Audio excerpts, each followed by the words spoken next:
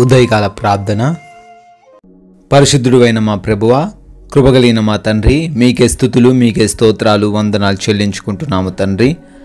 గడిచిన రాత్రి మొదలుకొని ఈ ఉదయకాల సమయం వరకు కూడా మీరు మాకు తోడయుండి కాచి కాపాడి రక్షించిన విధానాన్ని బట్టి స్తుతులు చెల్లించుకుంటున్నాము తండ్రి. రాత్రంతను మంచి నిద్రను మా అందరికీ దయచేసి ఈ రోజున ఈ ఉదయకాల సమయంలో ఈ లోకాన్ని మరొకసారి చూడడానికి ఇచ్చిన ధన్యతను బట్టి మీకే స్తుతులు, మీకే స్తోత్రాలు, వందనాలు చెల్లించుకుంటున్నాం ప్రభువా. కీర్తనల గ్రంథము 37వ కీర్తన 8వ చరణము. కోపము మానుము, ఆగ్రహము విడిచిపెట్టుము, వ్యసన పడకము, అది కీడుకు కారణము అని లేఖనాల ద్వారా మాకు జ్ఞాపకం చేస్తున్నందుకు స్తోత్రాలు నాయన. అవును ప్రభువా, ఈ రోజున ఏ ఒక్కరూ కూడా కోపపడే వ్యక్తులుగా ఉండకుండా నాయన, కోపంలో పాపం చేసేవారిగా ఉండకుండా నాయన, ప్రతి ఒక్కరిని తండ్రి మీ యొక్క ఆధీనంలోకి తీసుకోమని ప్రార్థిస్తున్నాం ప్రభువా. అయా అది కీడుకే కారణమని లేఖనాల ద్వారా జ్ఞాపకం చేస్తున్నారు. ఆయా కోపము ద్వారా కీడును మేము కల్పించుకొనకుండా, కీడులో పడిపోకుండా మమ్మల్ని మీరే నడిపించమని బ్రతిమాలుతున్నాం తండ్రి.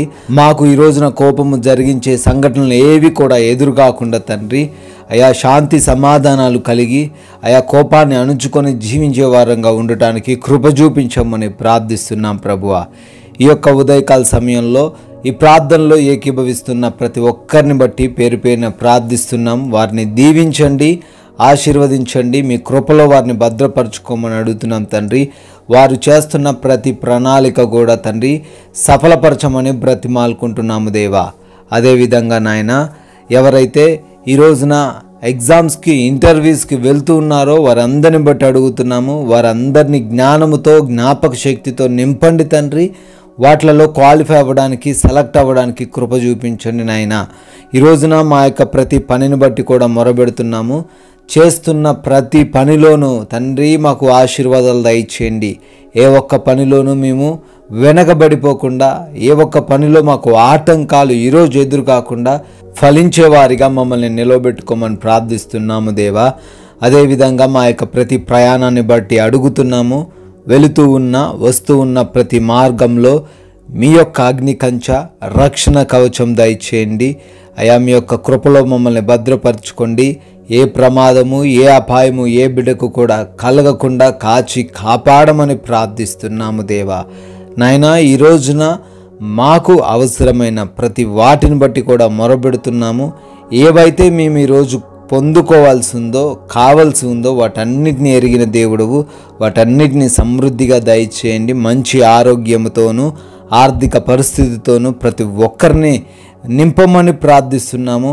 అయా ఆత్మీయతలో ప్రతి బిడ్డకు వృద్ధి కలగజేయమని అడుగుతున్నాము తండ్రి.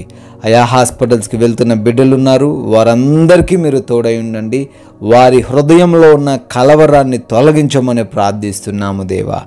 నాయనా, ఈ రోజున గృహాలలో ఎవరైతే ఒంటరిగా ఉంటున్నారో, ఉండబోతున్నారో వారందరికీ మీరే తోడై ఉండండి.